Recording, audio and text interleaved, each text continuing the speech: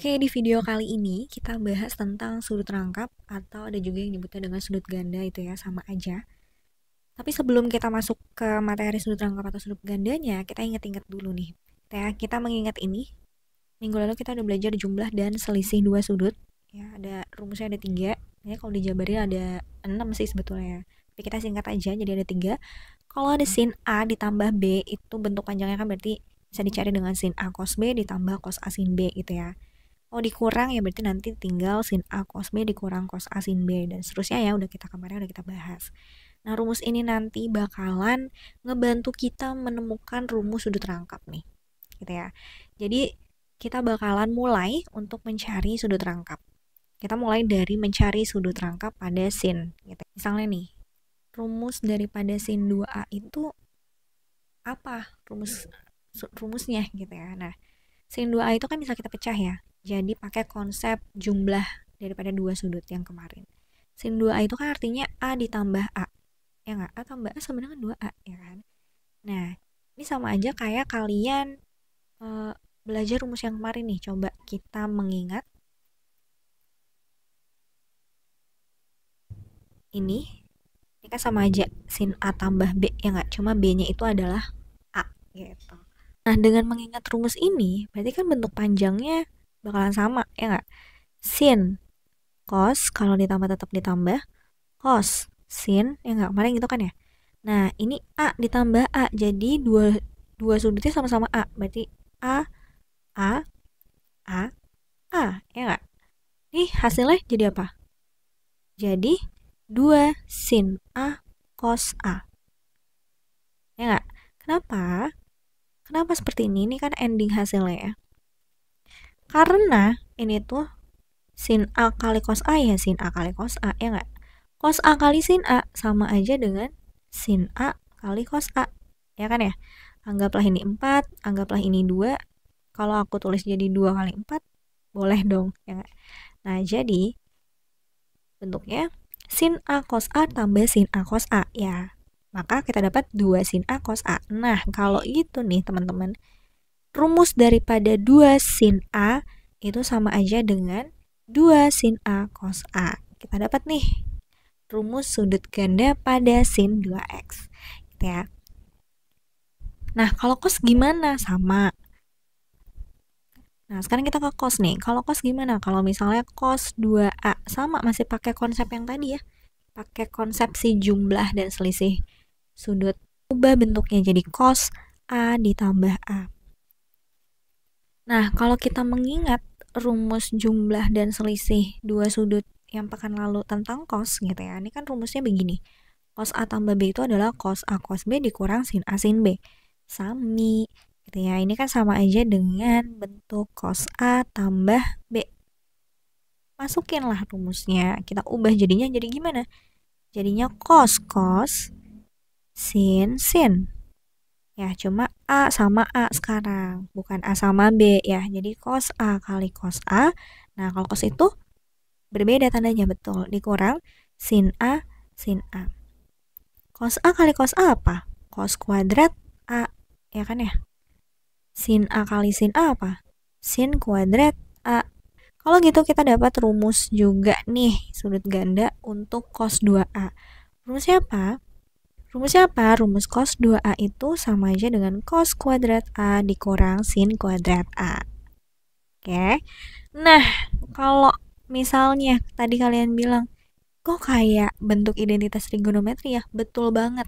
Nah, dengan mengingat rumus identitas trigonometri, kalau sin kuadrat A ditambah cos kuadrat A sama dengan 1, atau bisa juga kita ubah-ubah gitu ya, kalau sin kuadrat A sama dengan 1 cos kuadrat A, kalau cos kuadrat A sama dengan 1 min sin kuadrat A, artinya rumus daripada cos 2A ini nih tidak hanya satu saja.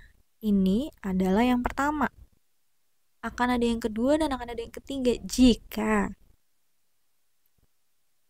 tadi si cos kuadrat A min sin kuadrat A yang tadi ini kita ubah pakai yang ini, kemudian kita ubah pakai yang ini, akan terbentuk rumus-rumus yang baru gitu ya. Kita ubah dulu pakai yang ini nih, yang sin kuadrat A sama dengan 1 dikurang cos kuadrat A. Oke. Dari rumus yang pertama tadi. Jadi sekarang sin kuadrat A-nya mau kita rubah jadi 1 min cos kuadrat A. Jadinya apa? Jadinya cos kuadrat A dikali ke dalam ya, dikurang 1 ditambah cos kuadrat A, maka jadinya apa? Jadinya ini bisa ditambahin ini. Berarti 2 cos kuadrat A kurang 1. Nah, dapatlah rumus yang kedua nih. Bahwa cos 2A itu bisa juga rumusnya jadi 2 cos A min 1. Ya. Ini yang kedua. Gitu. Nah, bisa jadi yang ketiga nih. Kalau misalnya cos 2A yang tadi nih, yang pertama tadi cos kuadrat A dikurang sin kuadrat A, kita ganti sekarang pakai yang ini. Pakai yang cos kuadrat A-nya kita ganti jadi 1 min sin kuadrat A dikurang sin kuadrat A. Berarti jadi apa? Kalau dikeluarin jadinya 1 dikurang 2 sin kuadrat A. Maka dapat yang ketiga, cos 2A itu sama aja dengan 1 min 2 sin kuadrat A. Gitu ya. Nih, dapat yang ketiga. Gitu. Jadi cos punya 2 nih. Cos 2A itu bisa pakai rumus yang kuning, cos kuadrat A dikurang sin kuadrat A. Bisa pakai rumus yang pink, cos 2A itu bisa jadi 2 cos kuadrat A dikurang 1. Atau bisa pakai yang warna biru, cos 2A itu sama dengan 1 dikurang 2 sin kuadrat A. Tergantung kondisi dan situasi, kita pakainya yang mana. Oke, itu tadi sin udah di atas. Kemudian cos dapat 3. Nah, sekarang kita ke tan. Tan 2A. Ini gimana? Sama ya, konsepnya masih sama kayak tadi.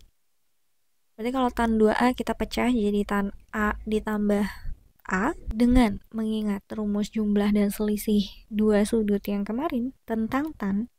Nah, berarti ini sama aja kayak sebelahnya gitu ya. Ini sama aja kayak tan A plus B. Kita ubah jadi bentuk ini. Maka jadinya tan A ditambah tan A per 1 dikurang tan A kali tan A. Yang atas, tan A tambah tan A, 2 tan A. Yang bawah bisa dikali yang ini ya. Jadi tan A dikali tan A itu adalah tan kuadrat A. Kalau gitu kita dapat rumus untuk tan 2A. Sama aja dengan 2 tan A per 1 dikurang tan kuadrat A. Nah, itu dia tadi rumus-rumus sudut rangkap. Kalau misalnya kita gabung, jadi rumusnya itu ada ini semua. Sin 2A sama dengan 2 sin A cos A, cos 2A sama dengan cos kuadrat A sin kuadrat A, atau bisa juga 2 cos kuadrat A dikurang 1, atau bisa juga 1 dikurang 2 sin kuadrat A. Kalau tan 2A itu 2 tan A per 1 dikurang tan kuadrat A. Itu tadi rumus-rumusnya ya. Nah, sekarang kita masuk ke contoh-contoh soal. Oke, kita masuk ke contoh yang pertama nih. Bentuk yang pertama kita diminta untuk disederhanain gitu ya. Bentuknya 2 cos 3A sin 3A. Dengan rumus yang tadi sudah kita jabarkan, yang ini, ya, kira-kira ini bentuknya sama kayak yang mana nih?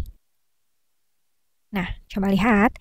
Jelas banget ya bentuknya sama kayak yang ini. Ya nggak? 2 cos 3A sin 3A itu sama aja kayak bentuk 2 sin A cos A. Ya nggak? Nah, 2 sin A cos A ini sama aja dengan sin 2A. Ini kalau kita identifikasi dia, ini kan sama aja kayak bentuk 2 sin 3A cos 3A. Cuma kebalik ya nggak? Dimana ini adalah A-nya. Kan? Atau bentuk daripada ini sama aja kayak sin 2A. Gitu. A-nya itu di soal bukan A, melainkan 3A. So, bentuk lain daripada bentuk 2 cos 3A sin 3A adalah sin 6A. That's it. Nah, sekarang kita masuk ke contoh yang kedua nih. Gimana kalau bentuknya sekarang 2 cos kuadrat 22,5 derajat dikurang 1? Masih sama ya. Kalau kita melihat rumus ini, dia kira-kira bentuknya sama kayak yang mana? Tuh, sama kayak yang ini. Ya, si cos 2A mirip banget. Ini tuh sama aja kayak cos 2A. Ya kan? A-nya yang mana ini? Karena cos 2 itu bentuk panjangnya kan 2 cos kuadrat A dikurang 1. Berarti A-nya nilainya 22,5. Ya nggak? Nah, artinya ini sama aja kita ngitung kayak cos 2 kali 22,5 derajat gitu ya. 2 kali 22,5 derajat itu sama aja dengan cos. Yes, cos 45 derajat. Kita tahu bahwa cos 45 derajat itu bernilai 1/2 akar 2. Kita doang. Nah, sekarang kita masuk ke contoh yang ketiga. Di sini ada bentuk sin kuadrat 112,5 derajat dikurang setengah. Kalau kita berpatokan sama rumus yang ini terlihat seperti rumus yang cos 2A juga ya. Yang ini nih, tapinya. Mirip nih, cuma ada unsur-unsur sin kuadratnya, cuma bentuknya kayaknya harus kita modifikasi deh untuk supaya membentuk 1 dikurang 2 sin kuadrat A gitu. Oke. Jadi bentuk ini harus kita ubah dulu kayak bentuk 1 min 2 sin kuadrat A. Soal ini nih bentuknya masih berbeda nih dengan 1 min 2 sin kuadrat A. Kita harus manipulasi bentuk agar supaya ini soalnya tuh seperti yang kita harapkan gitu ya. Nah, soal ini kan kayak kebalik ya, angkanya itu di belakang, jadi kita pindahin dulu aja soalnya. Min setengahnya pindah ke depan, plus sin kuadrat 112,5 derajat. Nah, sebenarnya soalnya gini kan ya, biar lebih mudah gitu kayaknya. Nah, sekarang kita mau manipulasi bentuknya untuk supaya dia bentuknya tuh 1 min 2 sin kuadrat. Kalau gitu, kita keluarin min setengahnya, ya nggak? Kita faktorin nih, min setengah kali berapa biar jadi min setengah, tetap kita kali 1. Kemudian, di sini kan angkanya nggak ada, berarti kan artinya 1 ya. Berarti kita harus kali berapa biar jadi 1 sin kuadrat 112,5 derajat. Ya, berarti harus dikali sama min 2, ya nggak? Min setengah kali min 2 itu hasilnya positif 1. Positif 1 sin kuadrat 112,5 derajat. Oke. Nah, sekarang ini udah terlihat bentuk rumusnya nih. Kalau kita perhatiin ini udah 1 min 2 sin kuadrat A. Nah, sudah seperti yang kita inginkan. Artinya kalau udah seperti yang kita inginkan itu, ini sama aja dengan cos 2A. Ya, berarti kita bisa hitung min 1/2 kita kali sama nilai cos 2A-nya itu 112,5 derajat. Berarti ini min 1/2 dikali cos 112 kali 112,5 derajat dikali 2 itu 225 derajat.